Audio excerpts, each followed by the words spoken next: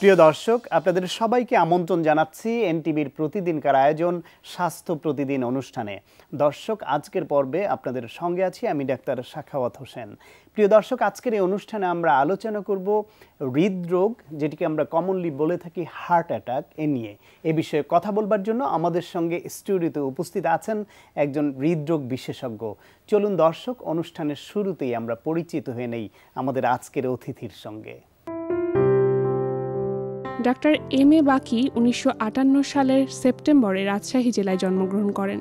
তিনি 1982 সালে Rajshahi medical college থেকে এমবিবিএস ডিগ্রি অর্জন করেন। এরপর তিনি চিকিৎসা বিজ্ঞানে ডিকার ডিগ্রি লাভ করেন।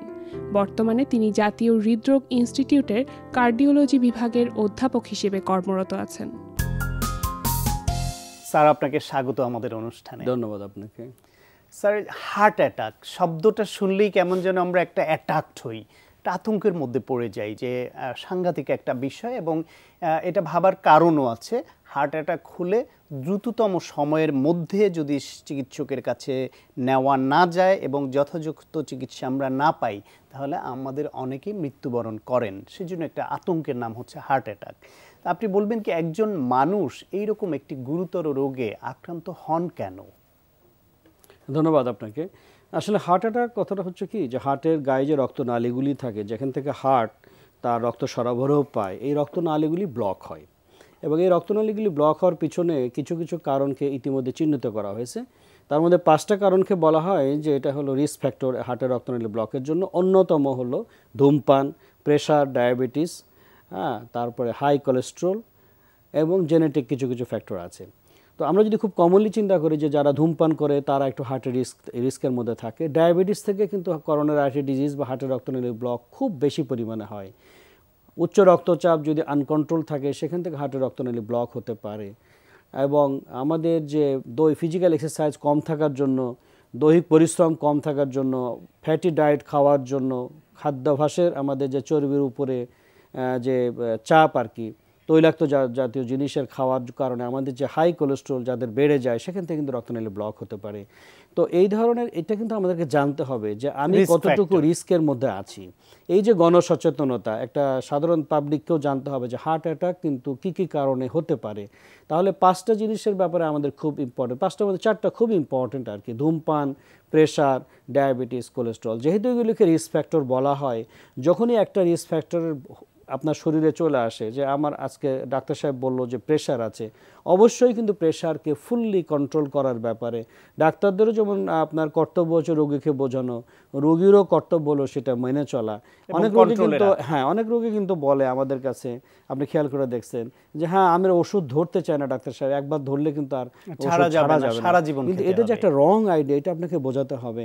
আমরা ঠিক এভাবে বোঝাই যে আমার চোখের পাওয়ার যখন কমে যায়, আমি তখন চশমা দিয়ে এটা কিন্তু ব্যবহার করি, এবং এটা কিন্তু কখনো চিন্তা করি না যে চশমা আমাকে একসময় খুলতে হবে। তা আমার যখন রক্তনালীতে প্রেশার বেড়ে যাচ্ছে, এই প্রেশারকে আমি যদি কন্ট্রোল না করি, আমি শুধু আমার মাথা ব্যথা বা ঘাড় ব্যথার জন্য কিন্তু কন্ট্রোল করছি না। এটা কন্ট্রোল না করলে গ্র্যাজুয়ালি কিন্তু আমার রক্তনালী, হার্টের রক্তনালী 3 বছর 5 বছর পরে বন্ধ হবে এবং হার্ট অ্যাটাক হবে। তখন কিন্তু এই জিনিসটাকে আমি ফিরিয়ে নিয়ে আসতে পারবো না। আমার কিডনি ফেলিওর হয়ে যাবে, অথবা আমার ব্রেন স্ট্রোক হবে, যেটাকে আমরা টার্গেট অর্গান ড্যামেজ বলি। তো এই টার্গেট অর্গানগুলিকে, আমাদের এই ভাইটাল অর্গানগুলিকে সেফ রাখার জন্যই কিন্তু আমাদের প্রেশার কন্ট্রোল করা, ডায়াবেটিস কন্ট্রোল করা, এবং খাদ্যাভ্যাস, পরিমিত খাদ্যাভ্যাসের মাধ্যমে রক্তে কোলেস্ট্রলকে কমিয়ে রাখা, এই জিনিসগুলিকে কিন্তু আমাদের গুরুত্বপূর্ণ হচ্ছে ধূমপান এবং তামাকজাত দ্রব্য গ্রহণ থেকে বিরত থাকা, ধূমপানটাকে আমাদের অ্যাভয়েড করা। স্যার, এই যে এক সময় বলা হতো যে একটু বয়স হলে 40 ঊর্ধ্ব বা 50 ঊর্ধ্বরা এরকম হার্ট অ্যাটাক হচ্ছে, এখনো কি পরিস্থিতি সেরকমই না? এই যে আপনি বলছিলেন খাদ্যাভ্যাস পরিবর্তন, আমাদের জীবনযাপনের লাইফস্টাইল পরিবর্তনের ফলে আরও আগেই রক্তনালী সংকুচিত হওয়া, কোলেস্টেরল বাড়া বা হার্ট অ্যাটাকের ঝুঁকি, এটা কি অল্প বয়সে হতে পারে? অনেক আগে। এখন খাদ্যাভ্যাসের কারণে, এখন প্রেশার, আপনি জানেন যে প্রেশার, ডায়াবেটিসের ইনসিডেন্স যে শতকরা যে হওয়ার যে আধিক্য, এটা কিন্তু আগের চেয়ে অনেক সারা পৃথিবীতে বেড়ে গেছে। কিন্তু এগুলি বিভিন্ন কারণ, এনভায়রনমেন্টাল পরিবেশগত কারণ, আমাদের খাদ্যাভ্যাসের কারণ, চলাফেরার কারণ, দৈহিক পরিশ্রম ইত্যাদি বিভিন্ন কারণে কিন্তু আমাদের এই জিনিসগুলি বেড়ে গেছে। এবং এই জিনিসগুলি বেড়ে যাওয়ার কারণে এখন কিন্তু অনেক অল্প বয়সে হার্টের রক্তনালী ব্লক হয়ে যাচ্ছে। আমরা এখন নিশ্চিন্ত থাকার উপায় নাই যে অল্প বয়সে হবে না।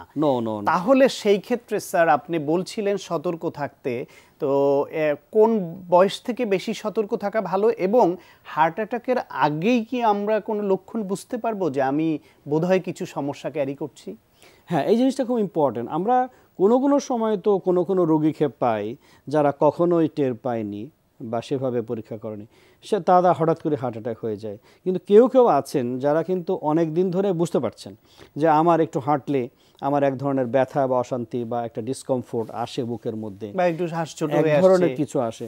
কেউ দেখি যারা নিজের থেকে অনেক সময় প্রবোধ নেওয়ার চেষ্টা করেন যে হয়তো এটা গ্যাস্ট্রিকের জন্য, এবং কালক্ষেপণ করেন। তো আমাদের আসলে এই ব্যাপারে সচেতন হওয়া উচিত যে আমাদের হাঁটার সময়, পরিশ্রমের সময় যেটা আগে ছিল না, এখন আমি এক ধরনের ডিসকমফোর্ট, অস্বস্তি ফিল করছি কিছুক্ষণ হাঁটার পরে বা পরিশ্রম করার পরে। এই ধরনের কোনো যদি অসুবিধা আসে, বা আগে যেটা হতো না এখন হাঁটার পরে বুক ধড়পড় করতেছে, আগে দোতলায় গেলে আমি খুব কমফোর্ট, তিনতলায় গেলে ছিলাম, এখন তিনতলায় আমি আর উঠতে পারছি না, বসান, এইরকম হার্টের যদি কোনো সিমটমস আপনার ভিতরে আসে, অবশ্যই কিন্তু এটা ভালো মতন ডাক্তারকে দেখে যদি পরীক্ষা নিরীক্ষা করা যায়, আগে থেকে কিন্তু বোঝা যায়। আগে থেকে বুঝলে একটা সুবিধা আছে কি, যে আসলে আপনি ভূমিকাতে যে কথাটা বলছিলেন যে হার্ট অ্যাটাক একটা ভয়ঙ্কর লাগে শুনতে, আসলে ভয়ঙ্কর এরকম এই জন্য লাগে যে হার্ট অ্যাটাক এমন একটা ডিজিজ, কোনো ডিজিজে কিন্তু তাৎক্ষণিক মৃত্যু নাই, তাৎক্ষণিকভাবে যে মানুষ মারা যায় এরকম কিন্তু খুব একটা ডিজিজ নাই। সময় নিয়ে ক্যান্সার হলেও কিন্তু সময় পাওয়া যায়, কিন্তু হার্ট অ্যাটাক হলে পরে আগে কিন্তু বলা হতো 20% ডেথ হয়ে যায়।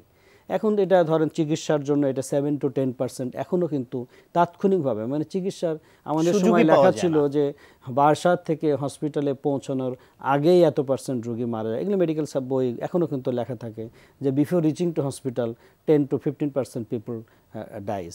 তো সুতরাং এইসব ক্ষেত্রে একটু বেশি যত্নশীল হওয়া উচিত।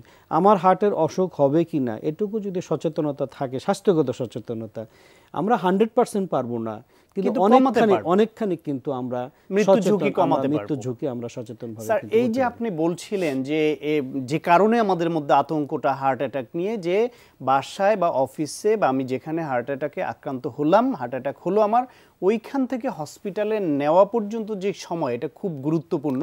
এই সময় যত কম হবে তত আমার ঝুঁকি কমবে, যত বেশি হবে তত ঝুঁকি বাড়বে। তাহলে কেউ একজন এইভাবে হার্ট অ্যাটাক হওয়ার পরে হসপিটালে নেওয়া পর্যন্ত করণীয় কি?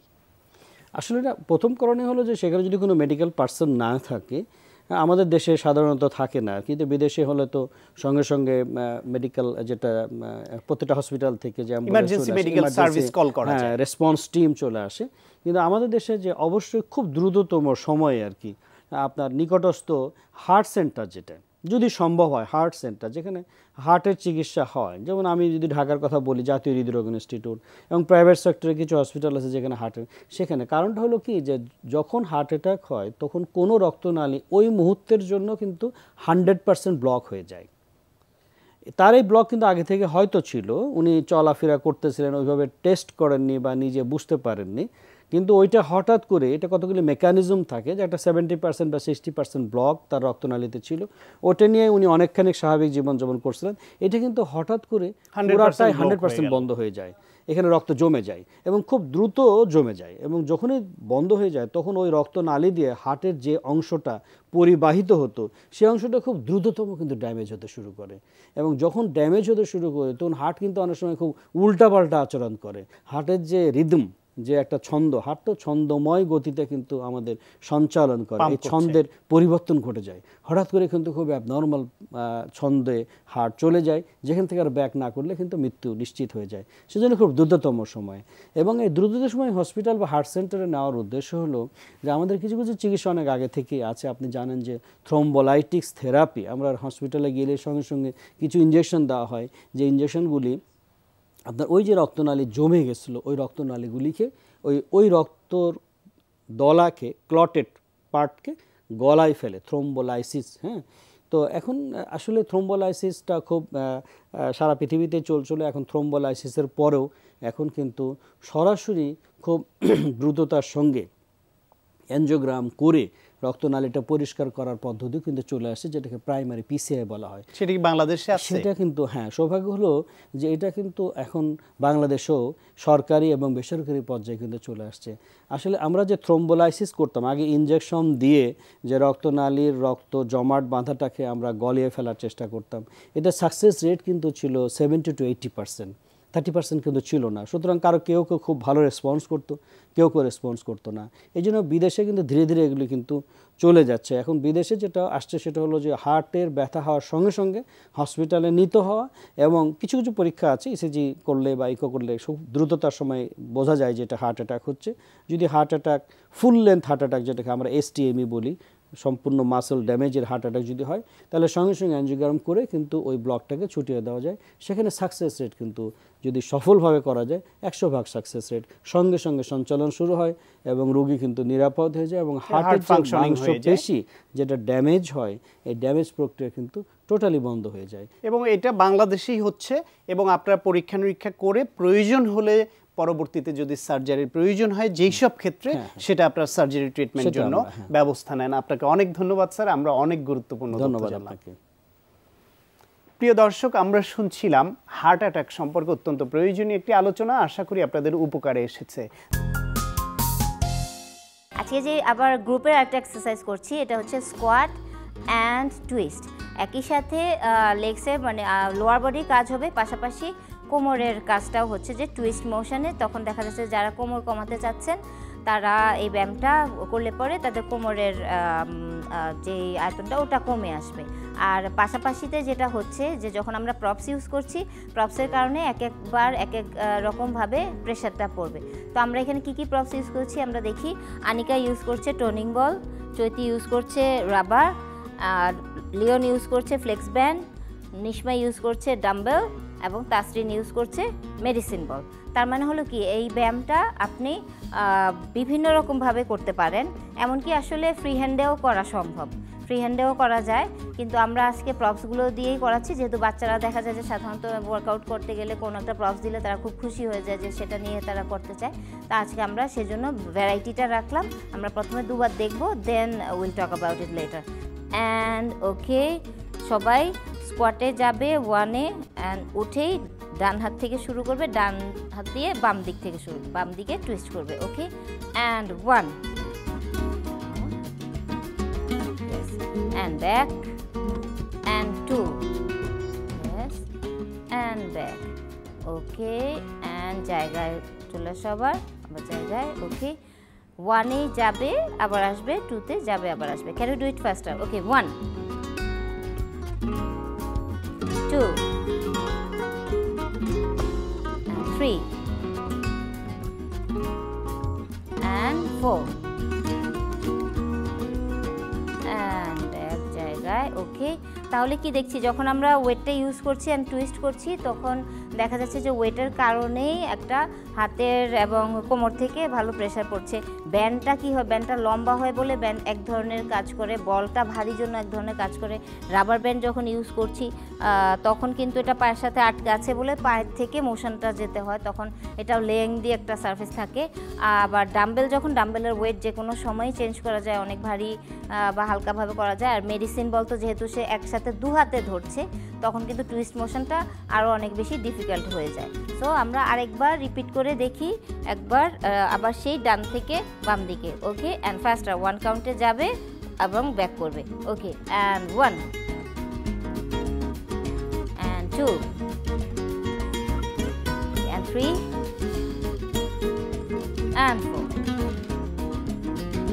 Okay, and nice. তো আমরা দেখতে পাচ্ছি যে একসাথে 5 জন ব্যায়াম করতে পারছে। তো আপনারা ফ্রেন্ড অ্যান্ড ফ্যামিলি, এবং এটা এমন কোনো কঠিন কোনো কিছু না, বা প্রপস ইউজ করাটাও খুব ভয়ঙ্কর কোনো কিছু না যে আপনি জানবেন যে আমার কি এটা করা উচিত হবে, এই প্রপসটাকে ইউজ করা উচিত হবে, এই ধরনের কোনো ব্যাপার নেই। সো ফ্যামিলি সবাই মিলে একসাথে কিন্তু ব্যায়ামগুলো করতে পারেন, এবং এতে খুব একটা মজার একটা ওয়ার্কআউট বেরোয় আসবে, সেটা আমরা আশা করছি। প্রিয় দর্শক, আমরা জানি পেঁপে অত্যন্ত পুষ্টিকর, তাই চলুন এ বিষয়ে একজন পুষ্টিবিদের কাছ থেকে জেনে নেই পেঁপের কি কি গুণাগুণ রয়েছে। পেঁপে এমন একটি পুষ্টি সমৃদ্ধ খাবার যা কাঁচা এবং পাকা দুই অবস্থাতেই খাওয়া যায়। তাছাড়া কাঁচা পেঁপে কিন্তু আমরা সালাদ হিসেবেও খেতে পারি। আর এই পেঁপে কিন্তু এতই সহজলভ্য যে সারা বছরই কিন্তু তা আমরা বাজারে কিনতে পাই। পেঁপেতে পাপাইন নামে এক ধরনের এনজাইম আছে যা কিন্তু আমাদের হজমে সহায়তা করে। তাছাড়া বিভিন্ন ধরনের মাংসকে কিন্তু নরম করতে সহায়তা করে। পেঁপে ভিটামিন এ, সি এবং ই সমৃদ্ধ।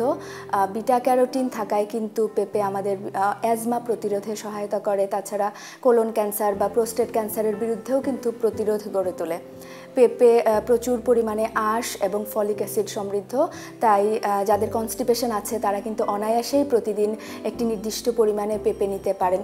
তাছাড়া প্রেগনেন্সিতে কিন্তু অর্থাৎ গর্ভাবস্থায় অনেকেরই কিন্তু কনস্টিপেশন হয়, ফলে আমরা কিন্তু পেঁপে খাওয়ার পরামর্শ দিয়ে থাকি। তবে দর্শক অবশ্যই মনে রাখবেন, প্রেগনেন্সিতে কিন্তু অবশ্যই পেঁপেটা ভালোভাবে পাকা হতে হবে, কারণ কাঁচা পেঁপে অথবা আধা পাকা পেঁপে কিন্তু লেটেক্স নামে একটি উপাদান থাকে যা কিন্তু অনেক সময় গর্ভপাতের ঝুঁকি বাড়িয়ে থাকে।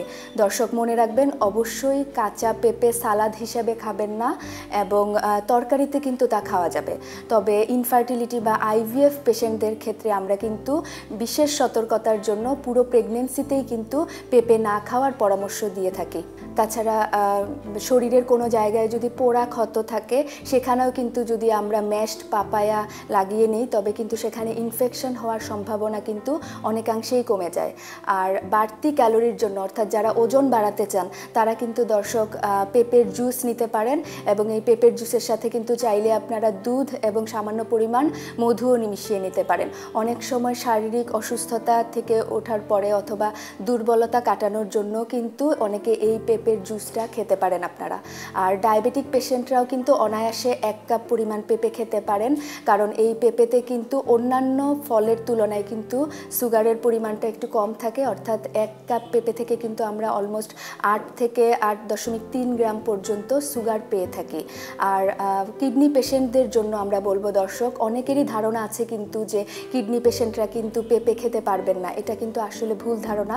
সব ক্ষেত্রেই যে খাওয়া যাবে না তা কিন্তু ঠিক নয়, অবশ্যই খাওয়া যাবে একটি নির্দিষ্ট পরিমাণে। আর ক্রনিক কিডনি পেশেন্টের যখন অবস্থাটা শেষ পর্যায়ে চলে আসে, অর্থাৎ যখন এন্ড স্টেজ রেনাল ডিজিজটা ধরা পড়ে এবং পটাশিয়ামের পরিমাণটা যখন অনেক বেশি থাকে, তখন কিন্তু অবশ্যই আমরা পেঁপে খেতে নিষেধ করে থাকি, কারণ পেঁপে কিন্তু যথেষ্ট পরিমাণে পটাশিয়াম সমৃদ্ধ। আর পেঁপের যে ভালো গুণ নেই কিডনি পেশেন্টদের ক্ষেত্রে তা কিন্তু নয়, পেঁপে কিন্তু অবশ্যই অনেক ভালো গুণ রয়েছে কিডনি পেশেন্টদের জন্য। যেমন কিডনি পেশেন্টদের কনস্টিপেশন হয়, হার্ট বার্ন অর্থাৎ বুক জ্বালা পোড়া করে, সেটা কিন্তু পেঁপে যথেষ্ট উপকার করে থাকে। আর কিডনি পেশেন্টদের একটি কমন সমস্যা হচ্ছে মাসেল ক্র্যাম্প হওয়া। পেঁপেতে কার্পাইন নামে এক ধরনের উপাদান থাকে যা কিন্তু এই মাসেল ক্র্যাম্প হওয়া থেকে কিন্তু রক্ষা করে। কাজে দর্শক, আমি আপনাদের বলতে চাই যে সবাই অর্থাৎ সব বয়সে ছোট বাচ্চা থেকে শুরু করে বড়রা সবাই কিন্তু আমরা একটি নির্দিষ্ট পরিমাণে পেঁপে খেতে পারবো। তবে কিডনি পেশেন্ট বা ডায়াবেটিক পেশেন্ট যেই হন না কেন অবশ্যই পেঁপে খেতে পারবেন একটি নির্দিষ্ট পরিমাণে এবং অবশ্যই শারীরিক অবস্থার উপর ভিত্তি করে।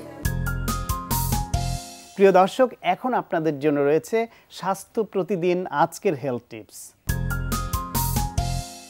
আমরা প্রতি মিনিটে 12 থেকে 18 বার শ্বাস প্রশ্বাস নিয়ে ছেড়ে থাকি।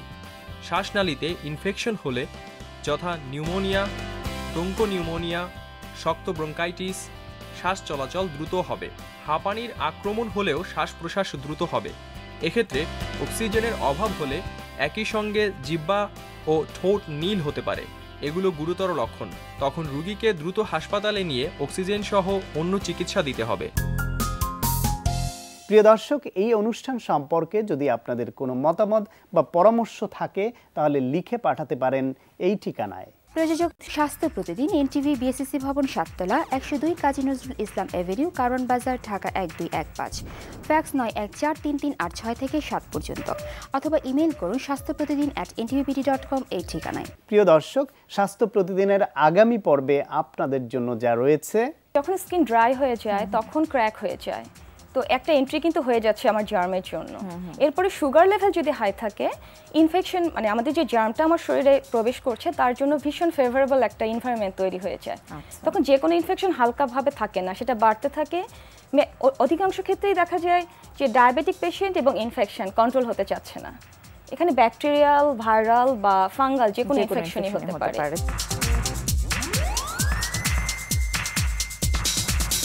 প্রিয় দর্শক, বিশ্বের যে কোনো প্রান্ত থেকে যে কোনো সময় এনটিভিতে সম্প্রচারিত আপনার প্রিয় স্বাস্থ্য প্রতিদিন অনুষ্ঠান দেখার জন্য ভিজিট করুন আমাদের পূর্ণাঙ্গ ওয়েব পোর্টাল www.ntvbd.com।